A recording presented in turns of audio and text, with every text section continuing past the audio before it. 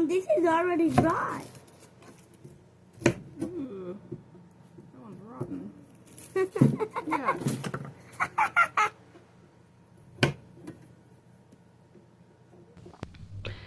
Hey friends, welcome to my kitchen. Welcome to Suds and Fluff Family Farm. My name's Martha, and today we are looking at a soup that I'm making out of some broth that I made first, simmering some potato peelings and some carrot scraps and some onion scraps, making a nice veggie broth. And then I'm going to chop up some onion and garlic, and I've already got some chopped carrots in the broth.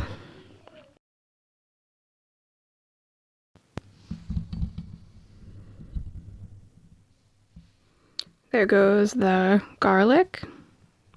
Now I'm going to get some onion chopped up.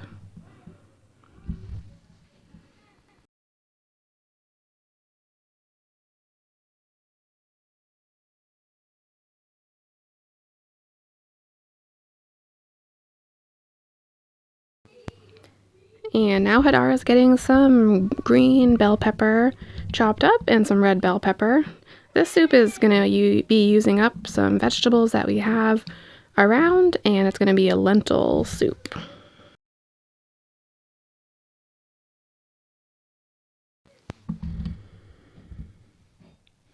And now I've got it simmering on the stove, and I've added some salt, and then I'm going to add the other seasonings.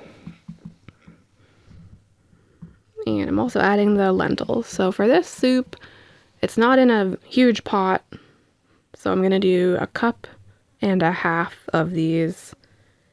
I think they're French lentils. Now that fall is here and it's feeling even more like winter, it's such a nice time to get a hot soup going and be able to have something really nice and nutritious with lots of veggies, lots of liquid, and nice and warm. So here's I'm putting in some basil, some ginger. What else? I've got some bay leaves. And this is some nice bright yellow curry powder.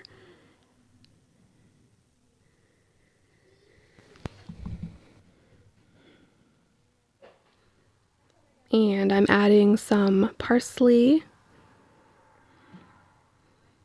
and also some cumin.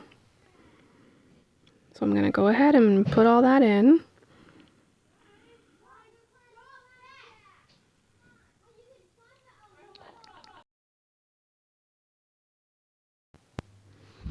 And here come the bell peppers.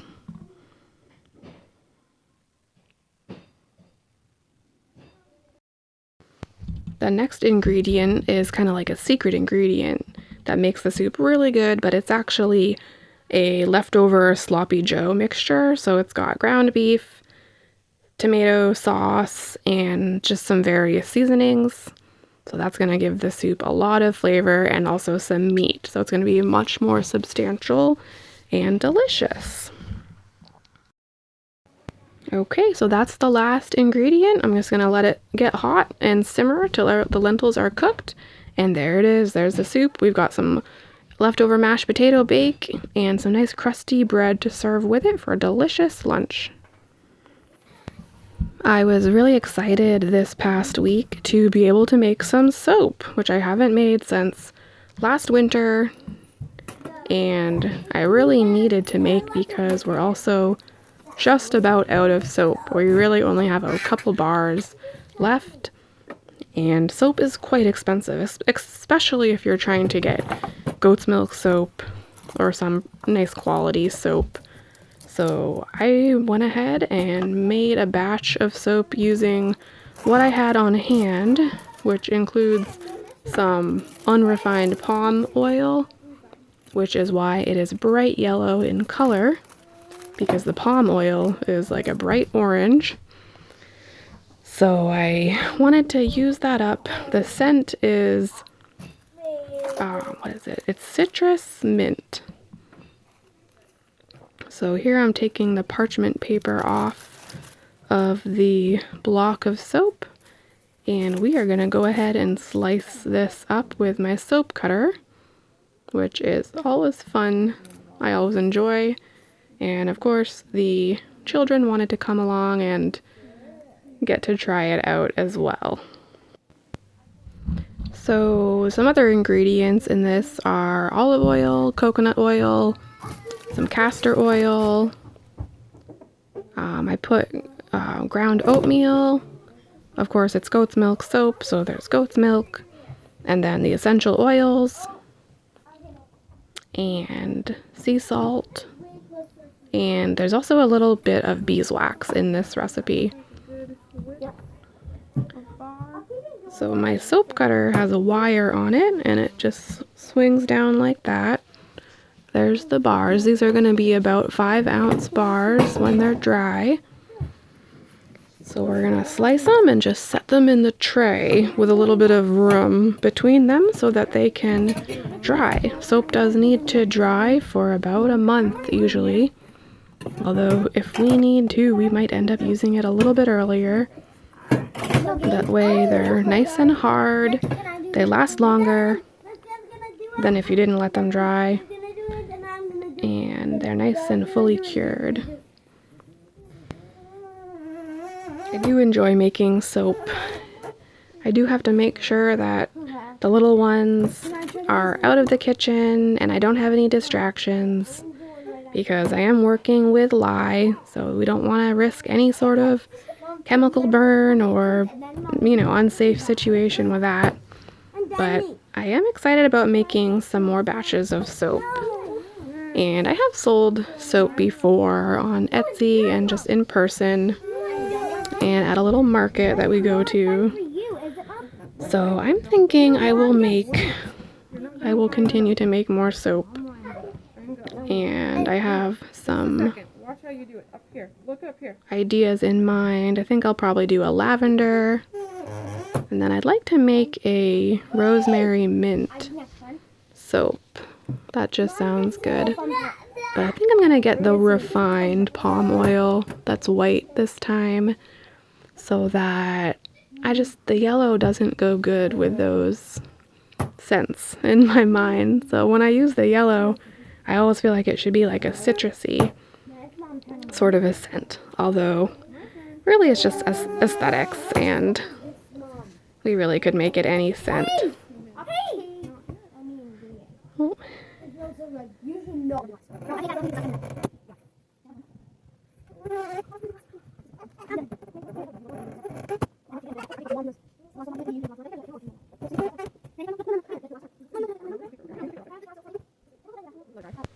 And there it is in the tray, all ready to dry. I'm going to go put this up somewhere high where it's going to be sitting and drying. So now we're going to look at another soup that I'm making. It's a potato soup, so I've got mashed potatoes that I've steamed with some extra water, and they're simmering, and I'm letting them get soft in this pot, and then I'm going to add these sauteed onions and garlic right into the pot of mashed up potatoes.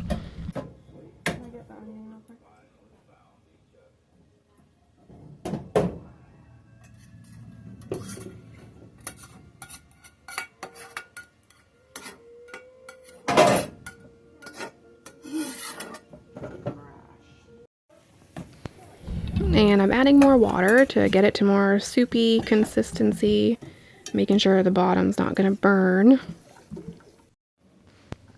And I'm going to go ahead and add some parsley.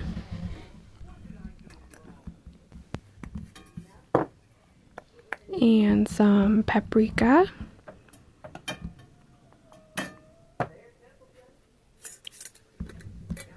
And some sea salt.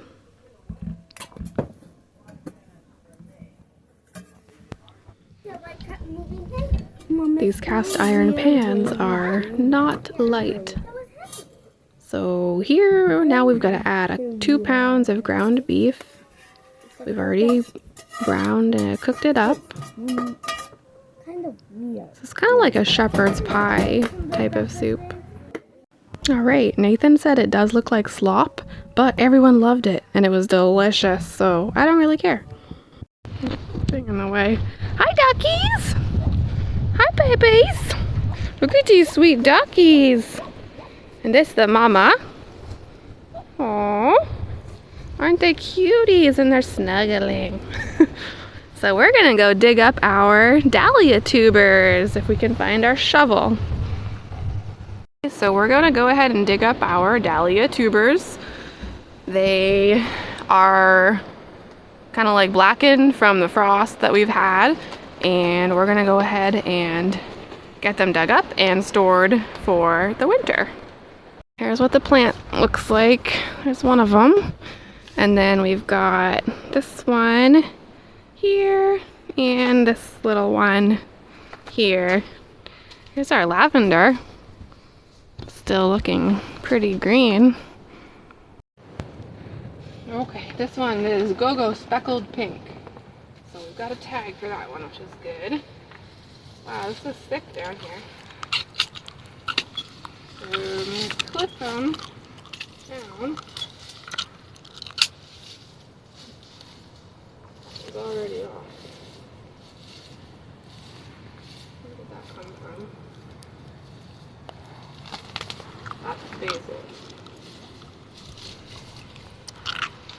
Alright, shovel.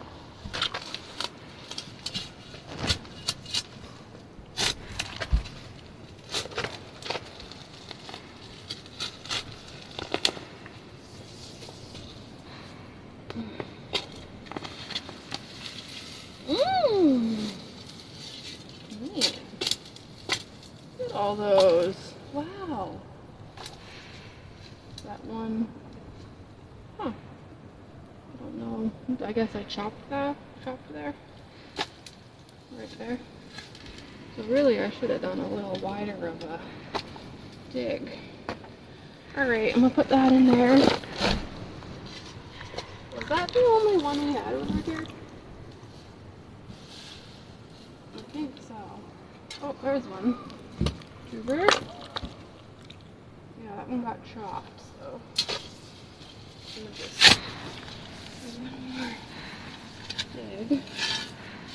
Alright, let's do the next one.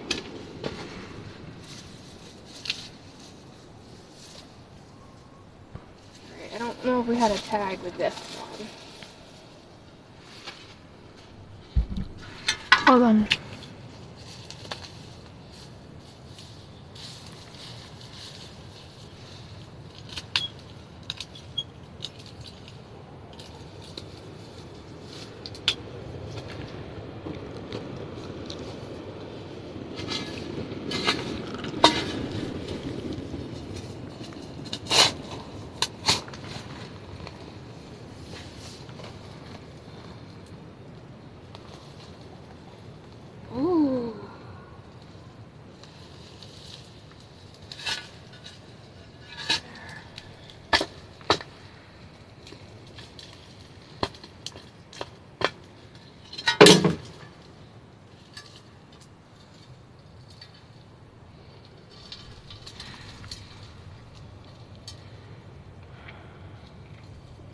Okay, I'm gonna set this one to the side. That one. Action. So this one we had in a pot. This one's called Mystery Day. I think we only got one actual blossom in this one. But this one we can just dump and see what's going on in here.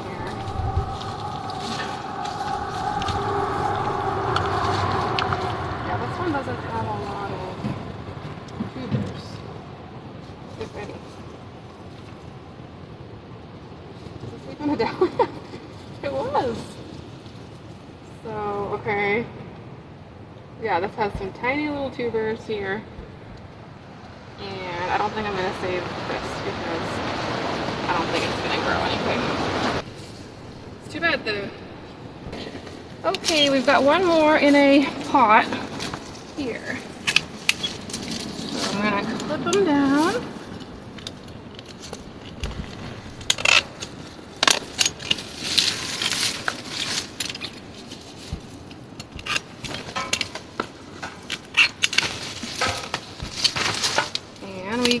going to dump it. Ooh, that had roots. Ooh, look at that. There's roots coming out the bottom on this one. Look at that. Isn't that funny? Got some little roots all along the bottom. Alright, well let's... How are we going to break this up?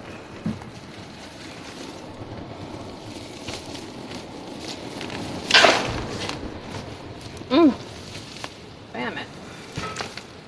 This one did really well in the pot. That's all weeds.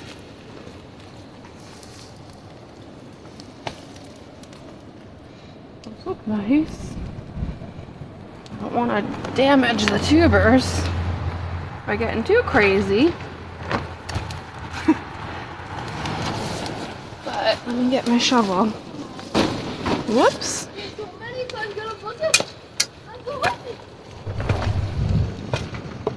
don't want to hit the tubers too much here.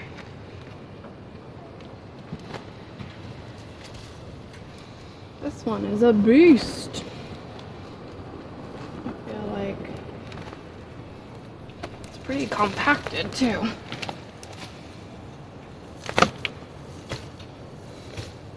Bam it on the ground. Oh, that broke that one. Bad. Bad. Alright, no more bamming. Maybe if we just let it dry for a little bit, it'll come crumbling off and we can separate them a bit. Alright, so I'm just gonna go ahead and put this in the bucket. In the bucket. Like that. Now that one was, I can't remember the name, but it was a red Dahlia. To get the other section. So this is what we've got. These are all 3 different types of Dahlia, and we're gonna let them dry for a day or so, and then I think we're gonna pull them apart and store them in a bin with some either shavings or peat moss or something like that. Cut.